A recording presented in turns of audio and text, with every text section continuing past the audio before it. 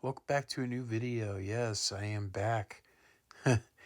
and just needed some time um away. And this was a series that I do called Why I Miss. It is a spinoff of Why I Love. And this is where I talk about uh anyone in the entertainment industry, musicians, actor, actress, comedian, so on and so forth. Um, and I talk about the people that I truly miss, and so I talk about them and all the things that from them that made me happy, and I really wanted to do this because I came across Meadow Walker, his daughter, in an ad for Givenchy, and I was like, I was just thinking. And then Scott on Tape came on I was watching a lot of Scott on Tape, and he was doing some Paul Walker uh, tribute videos, and it just got to me that I never talked about Paul Walker. I think I did something before when he passed, but I never really, and I've always enjoyed Paul Walker. I think Paul Walker, in my opinion, should have been one of the greatest. He should have exactly what they said about Heath Ledger, where he could have been like the next thing, like the next Pacino or the next Robert Duvall. Like he really had that caliber, and then not just in Fast and Furious or Joyride or Varsity Blues, but you really his he's done stuff that a lot of people don't really I'm really like, I'm sure people do, but he's done some really good work. He was supposed to be in Hitman, one of the Hitman movies, but of course that never happened. And he was in this film called Hours, which was good.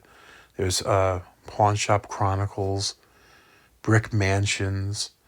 My personal favorite, Eight Below. I think this just really, it kind of, and that has happened a few times, but it really took him kind of out of that heartthrob phase, and he was, um, he really did so well, especially working with Frank Marshall, who worked in, you know, having that directed by the same guy who did the movie Alive. And I remember watching his, there was Tammy and the T Rex and Meet the Deedles, Pleasantville. His very first film, Monster in the Closet, was a trauma film. So he started it's cool, he started from trauma. And again, he just, She's All That, The Skulls. He worked with Richard Donner, Timeline, Lazarus Effect. Like he really had such caliber, not just playing Brian O'Connor. He really had this wonderful caliber that he could have done so much, and he had so much offers and so much roles he was supposed to take, and it didn't really. It's sad that it didn't get there, and he was really. The saddest thing was he was uh, at his uh, brother Caleb's wedding as the best man, and then a few weeks later, that ends up happening, and he was supposed to go back to film more of Furious 7 on the 3rd of December, I believe. And that it's just, like Myers has said, uh, when Chris Farley passed, it's like things you wish didn't happen. And it truly is like things you wish didn't happen. He has such future ahead. And what bothers me is, um, again, you is like it would be so interesting to see him in other roles, especially around this time. So, um,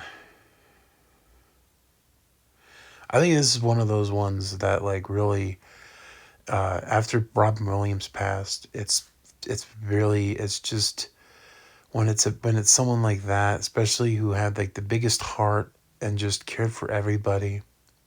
It's sad.